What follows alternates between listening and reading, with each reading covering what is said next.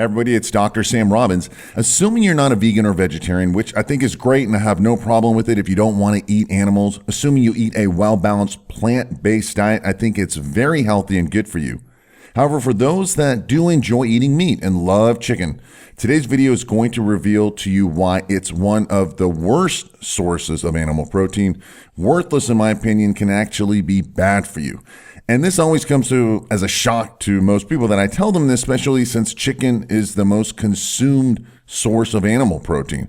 Whether it's the professional athletes and bodybuilders who seem to eat chicken almost every single meal, or the person trying to live a healthier life by not eating red meat and, opting for the quote unquote healthier chicken. And by the way, a couple decades ago, I also used to eat lots of chicken until I found out what I'm going to share with you today. First of all, chicken has no nutrients, in my opinion. Chicken grows for about 3 months before they're killed. Now, a few decades ago, it would take an entire year before they were killed, and then it was 6 months, and now it's only 3 months. They basically fast forward to the growth phase so they can grow and sell more chicken. And because of this accelerated growth, there are no nutrients in the chicken. It's just protein. Now, unlike pasture-raised beef or bison, which can take a few years to grow and has lots of vitamins and minerals, essential fats, and creatine, and other muscle-building nutrients, I have, in fact, all my athletes, especially my professionals and Olympic athletes, switch out the chicken for grass-fed, pasture-raised bison. Even though they'll eat the same exact calories, they all gain more muscle and, in fact, lose more fat. I also have them eat some wild-caught salmon about 3 or 4 times a week for the omega fats, but no more chicken with them.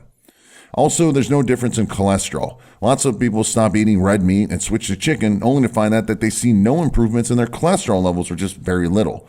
Now, one reason for this is because of the chickens are genetically modified in a variety of ways, and one of them is to have more fat, which contains more cholesterol. Again, more fat equals more weight, so they can sell more. Chicken is also full of bacteria.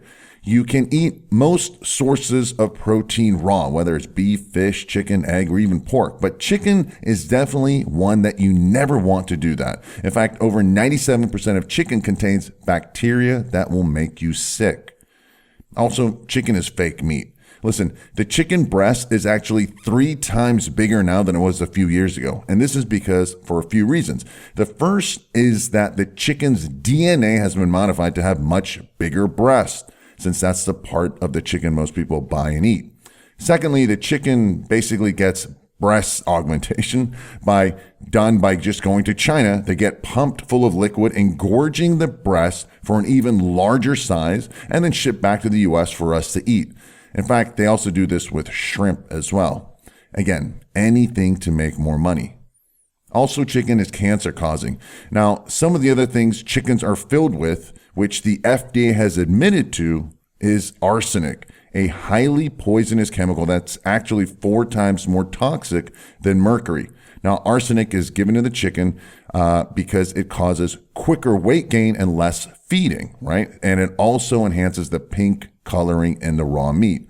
So now you know why it only takes 3 months instead of 12 months to have a chicken that has over 3 times the breast size and double the weight at an even lower price. It's all fake, toxic meat. Listen, even the labeling is misleading. Raised without hormones is meaningless since the USDA doesn't allow their use with chickens in the first place. Or when it says natural or farm raised is also useless because it tells you nothing about how it was raised, what they were fed, or if they were treated with drugs or antibiotics. Then there's free range, which means that they can see the outside even though they are fenced into a tiny pen every day. But if you're going to eat chicken, if it's possible, get it from a local farmer, as rare as that is these days. Unfortunately, factory farming accounts for 99.9% of the chickens raised for meat in the US.